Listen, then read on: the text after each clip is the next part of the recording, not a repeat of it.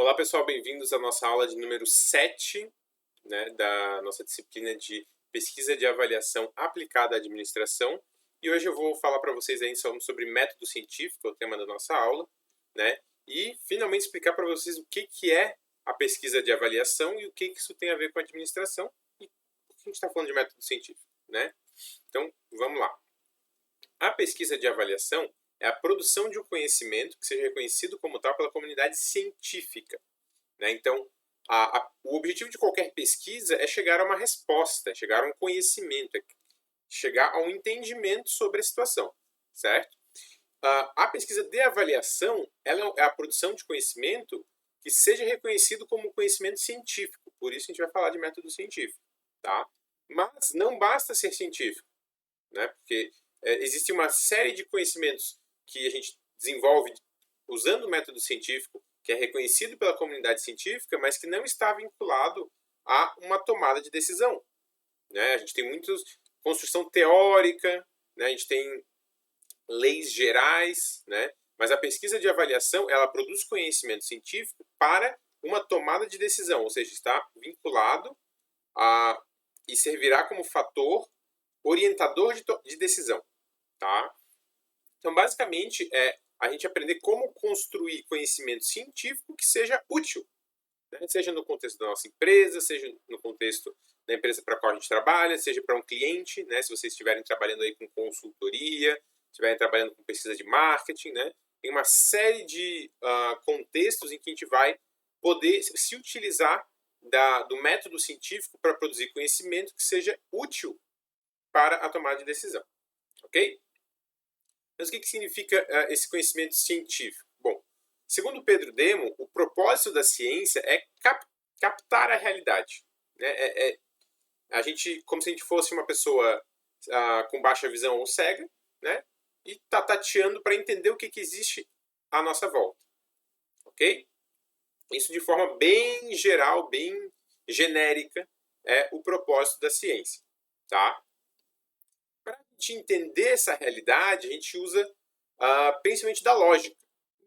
E a lógica vamos dizer assim, um ramo da filosofia, que tem duas formas principais ou gerais de se conduzir essa lógica. Tá? A gente tem a lógica indutiva, tá?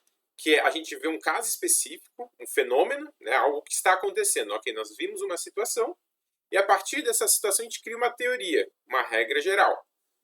Eu, por exemplo, eu sorri para o cliente, aí o cliente decidiu comprar um produto a mais. Então, aconteceu um fenômeno, que foi eu sorrir para o cliente e o cliente comprar mais. Então, uma série de acontecimentos aí, num caso específico. E aí eu vou criar a teoria de que toda vez que eu sorrio para o cliente, ele vai comprar mais produto. Então, essa é a minha lógica indutiva. A partir dessa minha visualização, eu criei uma regra que diz que toda vez que isso acontecer, vai acontecer dessa forma. Toda vez que eu fizer uma coisa, a outra coisa vai ser a consequência. Então essa é a lógica indutiva. A partir de um caso específico, a gente cria uma regra geral. Já a lógica dedutiva, ela parte da regra geral para o caso específico. Então, se a minha regra geral é toda vez que eu sorrio para o cliente, ele compra mais produto, eu posso concluir que se dessa vez eu sorri para o cliente, necessariamente o cliente comprou outro produto. Tá?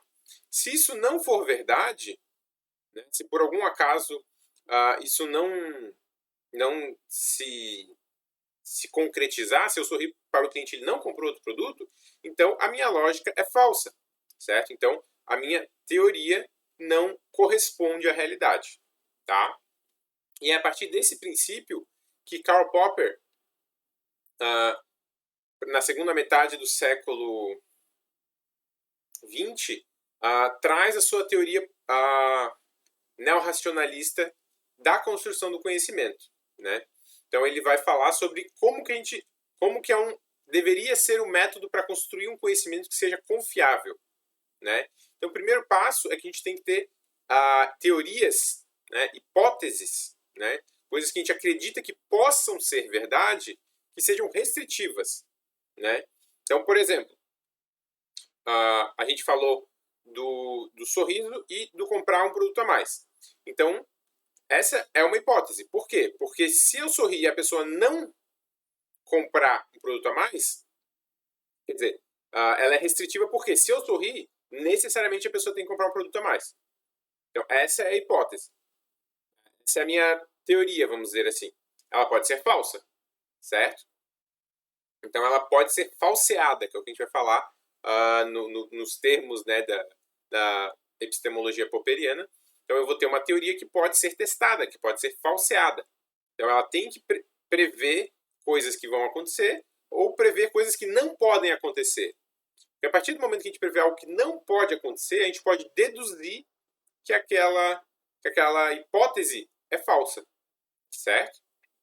E aí a gente vai, na epistemologia popperiana, a gente vai dar preferência para a lógica dedutiva. Ou seja,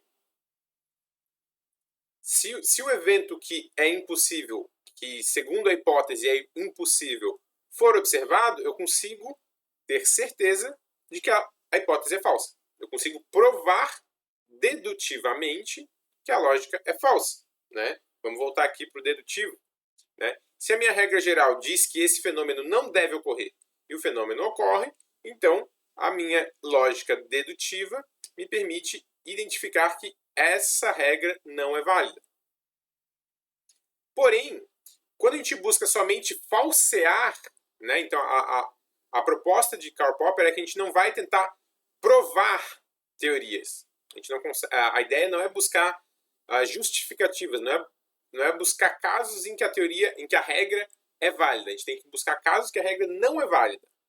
Enquanto a gente estiver tentando seriamente, vamos dizer assim, com força, né, buscar falsear esse conhecimento, essa hipótese, tentar desprovar essa hipótese, e a gente não conseguir, então quanto mais vezes eu testar e quanto mais vezes eu não conseguir desprovar a minha hipótese, mais confiável vai ser a minha hipótese.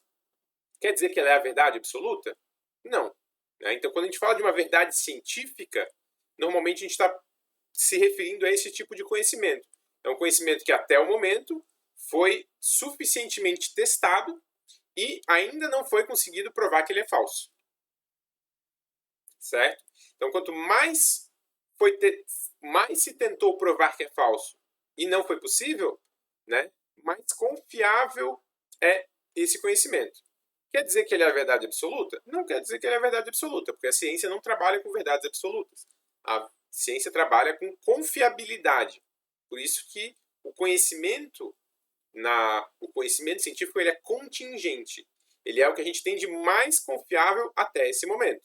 Pode ser que daqui a algum tempo venha uma nova hipótese que seja mais resistente a testes, ou a gente pode encontrar um caso que desprova, né, a nossa hipótese atual.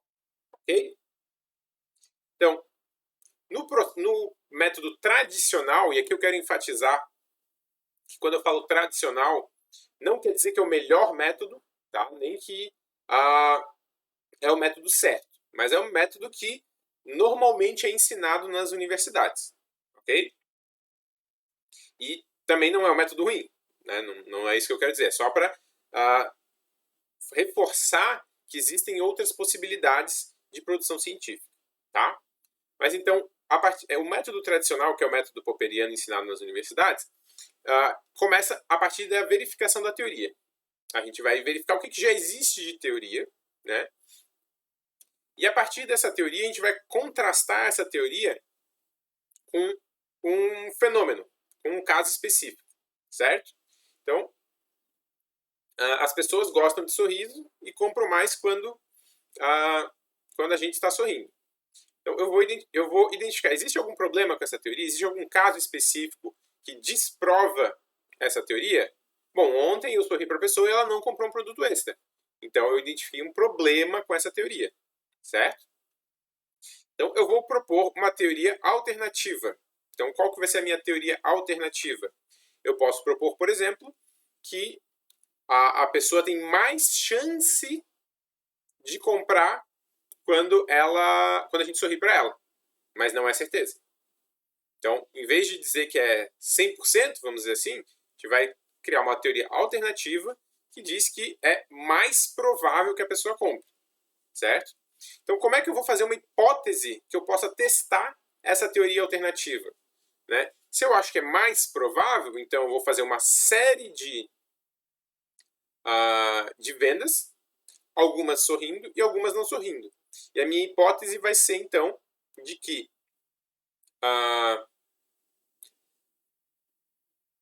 as pessoas compram mais produtos independente. Não, deixa eu colocar em termos mais estatísticos, né? Não existe uma correlação entre a compra de produtos e o sorriso do vendedor, certo? Então, essa é a minha hipótese.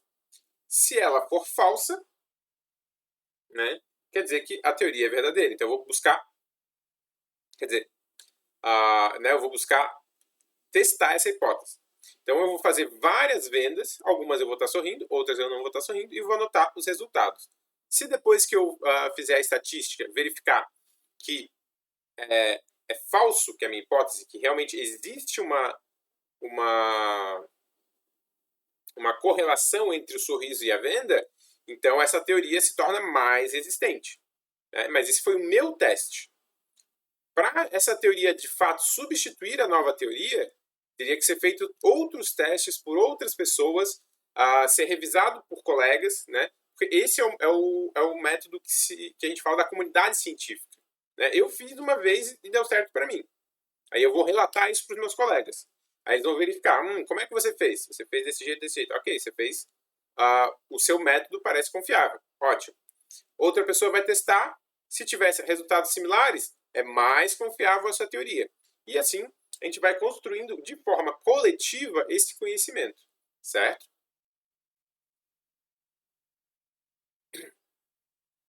Como o conhecimento científico ele não é uma verdade absoluta e ele é construído coletivamente, né, a gente como cientistas, né, ou como profissionais de administração com responsabilidade epistêmica, ou seja, com responsabilidade com relação à verdade, né, com relação à realidade, né, então a gente tem que ter responsabilidade com relação às informações que a gente usa para as nossas tomadas de decisão, certo?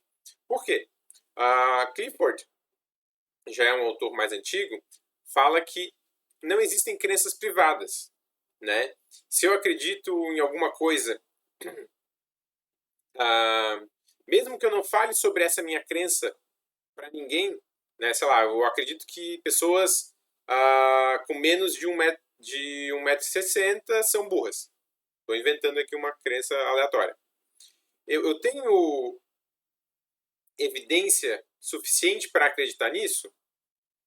Eu conheço uma pessoa que tem menos de 1,60 m e é burra, mas não é evidência suficiente. Então, eu não posso generalizar, né, sem ter evidências suficientes disso. E o que isso pode influenciar? Mesmo que eu nunca fale para ninguém que pessoas com menos de 1,60 m são burras, quando eu for contratar alguém, provavelmente eu vou levar isso em consideração, mesmo de forma inconsciente. Quando eu estiver discutindo alguma coisa com alguém, eu posso acabar me referindo a pessoas, né? Eu posso dizer assim, não, mas fulano é burro. Eu não falo que ele é burro porque ele tem menos de 1,60 m, mas eu acabo falando que ele é burro e as pessoas ao meu redor vão acabar percebendo esse padrão, certo? O que a gente acredita vai influenciar a forma como a gente age e a forma como a gente fala, certo? Então não existem crenças privadas. E por não existirem crenças privadas, a gente tem uma responsabilidade com aquilo que a gente acredita, né? Principalmente como profissionais, né? Então se a gente está trabalhando na parte de pesquisa, na parte de tomada de decisão, né? A gente tem que ter responsabilidade com aquilo que a gente acredita, né? E a gente não deveria acreditar em coisas que não têm evidência suficiente. E essas evidências elas podem vir de um testemunho ou de observação, certo? Então, testemunho é a maioria das coisas que a gente conhece veio de testemunho. Né? Então, quando eu estou falando aqui uma coisa para vocês, né, eu estou dando o meu testemunho, eu estou falando e vocês estão aprendendo a partir do que eu estou falando. Né? Vocês podem ter testemunho através de textos que vocês vão ler, vocês podem ter testemunho através de vídeos, através de palestras, enfim, N formas de outras pessoas trazendo conhecimento para vocês. Claro que nem todo testemunho é igual. É importante a gente ter um senso crítico para identificar qual que é a confiabilidade daquela fonte, certo?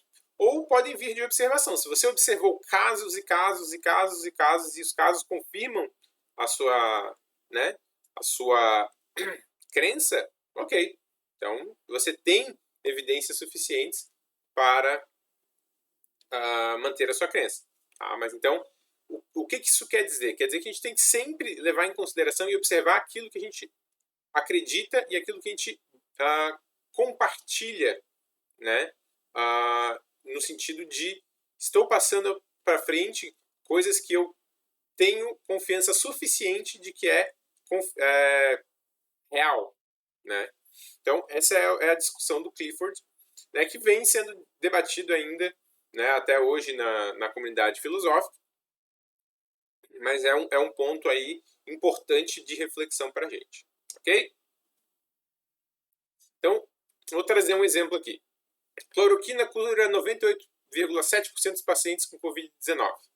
Sei lá, recebemos na rede social, né, no telefone, essa informação. Quem é a fonte?